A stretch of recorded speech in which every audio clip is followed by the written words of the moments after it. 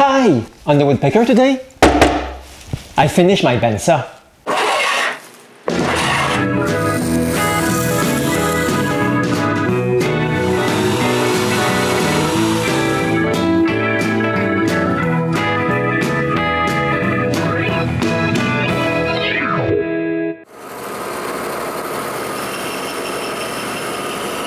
I now have a functional bandsaw, but it's not quite finished yet.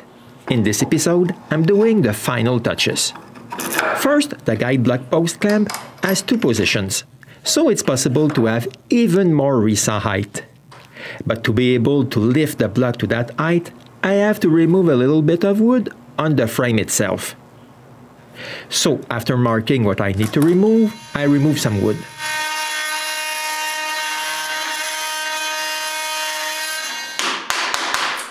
I also see that I need to cut the top enclosure.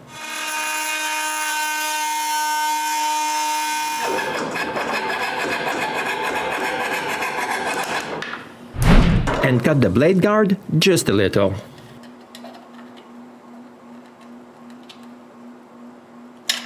I'm not done. I also need to remove part of the door.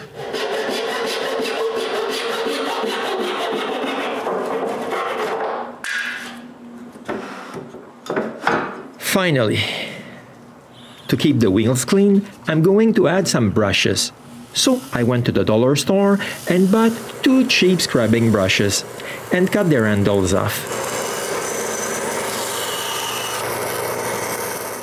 Next, I drilled 2 holes into a scrap piece and cut it in between.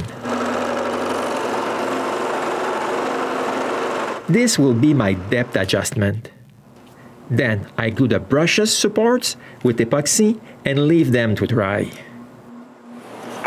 I want my power switch just here, so I cut a piece of maple.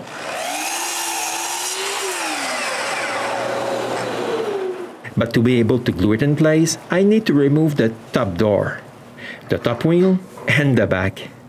Now I can glue this in place. I know, it's hard to believe, but the back lower shaft support is not glued yet. I remove it and glue it in place. After putting back the 2 screws, I can drill for the rest and screw them.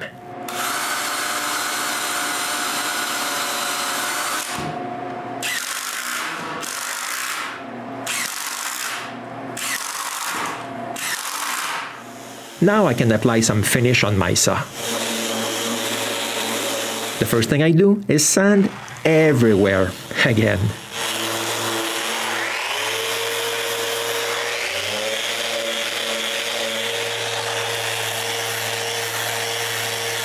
While doing that, I chamfer all the sharp edges with the sander.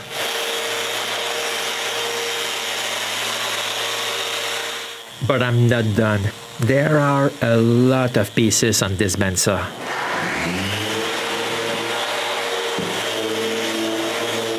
Eventually, I'm done.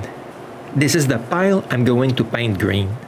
The handles will be black, and the rest will just be varnished. The first thing I do is clean all the wood. Then I can start painting it.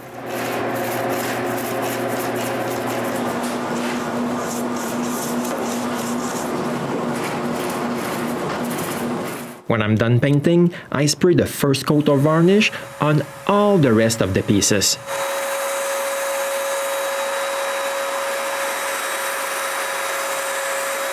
For the frame, I begin with the bottom.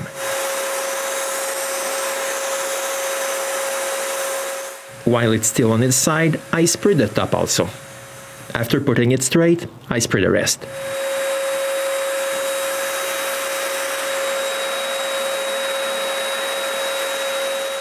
When the varnish is dry, I sand it a little, just to remove the bumps in the finish.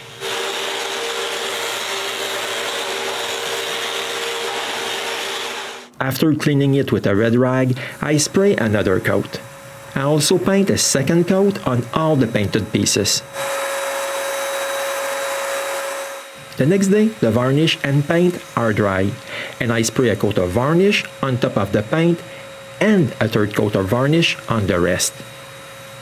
The next day, all this varnish is dry, so I can remove all the masking tape I stuck all over the place to protect the metal.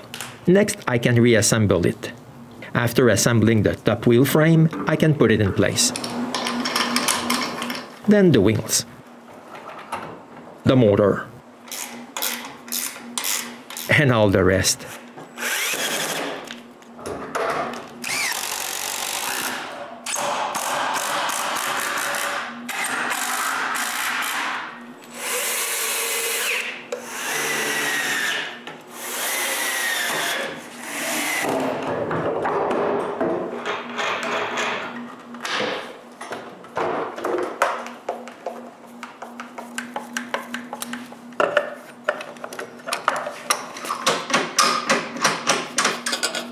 After a little while, it's assembled.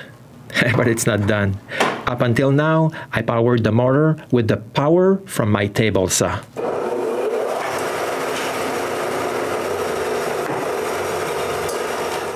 I want to make something better. But it's only now that I realize that the block I glued is not wide enough. So I need to cut another piece of maple. After removing the varnish, I can glue it in place. When the glue is dry, I chamfer the corners and spray some varnish on it.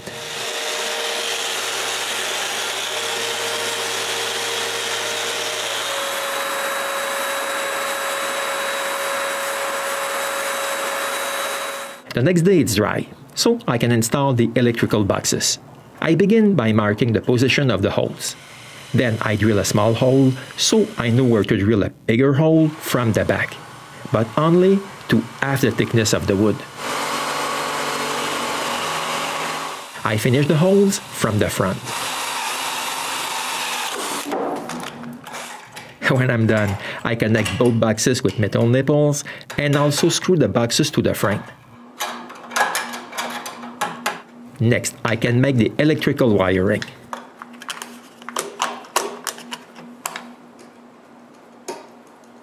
But when I try to screw on the plug cover, I notice that I can't, because I put the boxes too close to the frame. To fix this, I simply cut part of the cover. Now I can try my new electrical installation.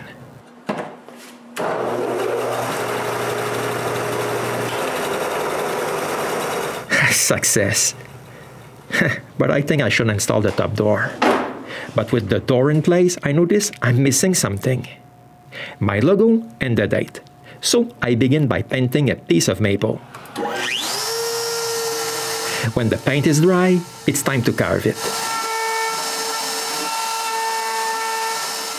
Now I need to cut it thinner. And finally, glue it to the saw with epoxy. And with this small plaque, my bandsaw is completed. By the way, in another episode, I'm going to show how I printed my logo on the saw. It was done differently than the one on the dust filters. I'm proud to say that I didn't make too many mistakes while building the saw.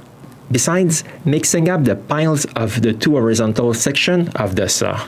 They only have just a bit over 3 centimeters of difference. But in the end, it's not such a big deal. The bottom blade guide is closer to the right side of the saw. And I was forced to cut this round shape. And that's all. If you're wondering how heavy it is, well, I don't have the exact weight, but I weigh some pieces. First, I weighed myself as a reference. With this, I can see that the frame weighs almost 79 pounds. Both wheels, 30 pounds. My big motor, 80 pounds. So only those pieces weigh 187 pounds. And this is without the table, trunnion, and the enclosure. If I had to guess, I would say the whole thing must be around 220 pounds. As for the price, well, it's obvious that the wood was the biggest expense.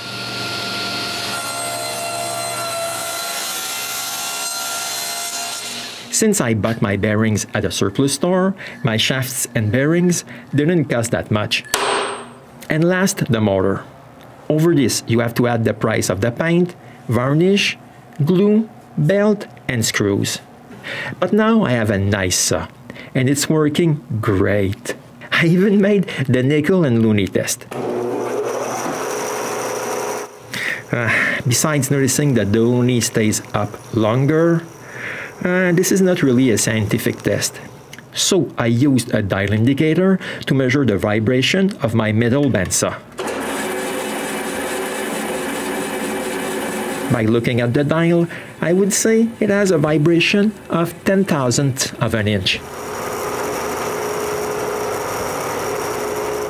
But my new bandsaw, only one. This is my new wooden bandsaw, and I love it. It's true I've only had it for a couple of months, but I had a blast making it. And if you build your own, you can add stuff like I did with the wheels brushes. I also have the same functionality as a metal bandsaw, with a good precision on top. With a bigger motor, I'll probably now be able to cut bigger pieces than before. But it still took me 2 months to complete. It's true that filming 32 hours of footage over 1,600 clips adds a lot of time to the construction. On top of building it at the peak of snowmobiling season. And if you have been following me for a while, you know I can't resist the urge to jump on my sled on a nice winter day. And who can resist to that? I also crossed the border and helped Peter for a couple of days on the construction of his own bandsaw. But now I have a much better saw than before, and it's made out of wood, so it's really cool. And from now on, you'll be able to see it here and there in future episodes of the Woodpecker.